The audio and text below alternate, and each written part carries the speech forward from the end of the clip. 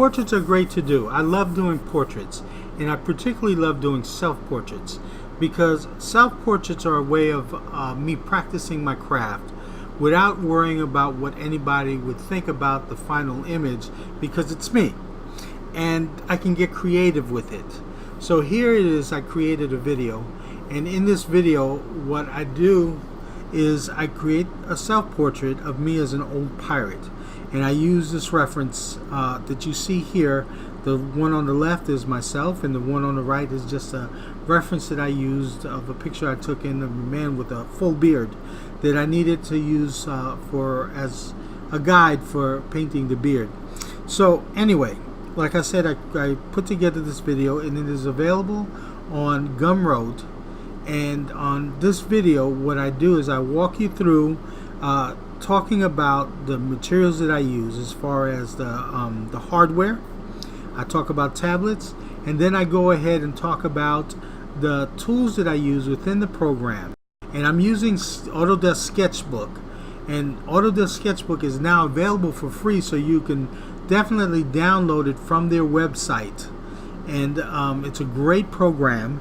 But this painting is not particular to any one program. Any program like something like Adobe Photoshop, which has these layer editors with the same blend modes and a wealth of brushes that you can choose from. So you can use it on a program with the same things, and all these programs are pretty similar. So again, I go through from sketch to color studies to grayscale image to final color, and I walk you through it. I walk you through the tools, the brushes that I use, and I walk you through the blend modes and the layer editors and so forth, and how I use those things to create a digital painting.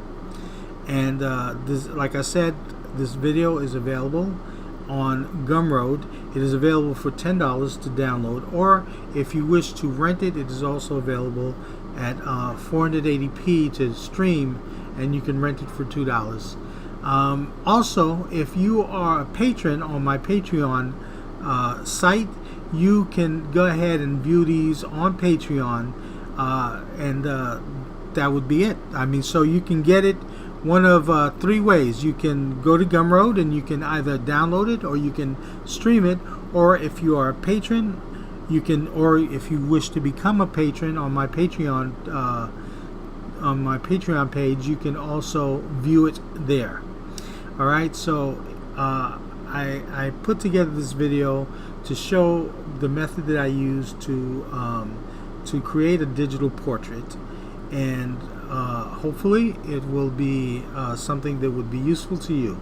All right, so the following is also a clip from where I colored the painting, so it's more towards the end of the painting, and you can see the quality, and you can also hear what I'm talking about in regards to how I put this together. All right, so go ahead and view it, and if you like it, you can go ahead and again download it on Gumroad. I will leave the links below, or you can go ahead and look at it on my Patreon webpage. All right, thanks. Bye bye.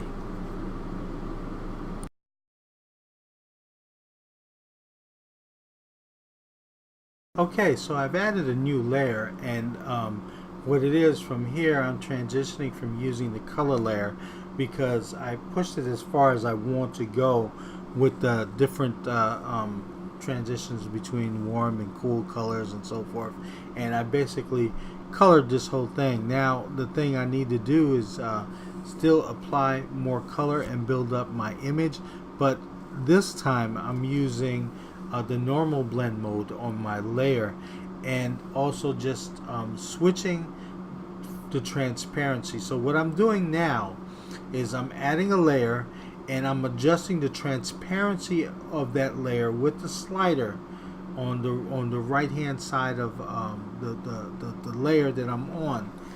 There's a slider where up and down you go, and you can adjust the transparency of that layer. So I'm still keeping some information underneath and at the same time I'm building up the color and applying it, and with some opacity, because now with the normal blend mode you don't have that transparency that you had in the color mode, where it still kept what's underneath. Now I'm keeping some of what's underneath, because I'm using the slider to adjust the transparency, but at the same time I'm building up, and this allows me to further smoothen out the transition between the colors and so forth, like I did in the grayscale painting. When I did the grayscale, and I smoothed out the transitions between the values. But here I'm doing that mostly with the color, and that allows me to blend it more.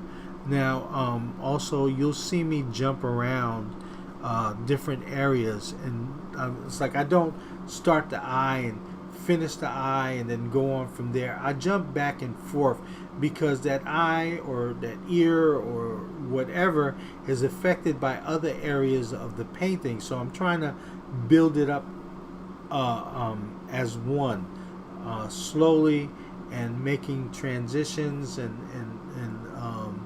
in different areas, so that the painting would be more unified. I just don't do an eye and then finish the eye and move on from there, or do a nose and finish the nose and move on from there, because I'm making adjustments to these areas as I'm painting other areas, because they are all part of one thing. They are all part of the head, and even the background is part of the painting. So I'm darkening it. I wanted to make this portrait pop out more, so I wanted a darker background, and for right now I'm just making it darker. I think later on I would consider more of the color that I'm going to use for the background, maybe play around with it, but for right now I just wanted to make it darker so that this portrait would be able to pop out. Okay, so that's that for right now.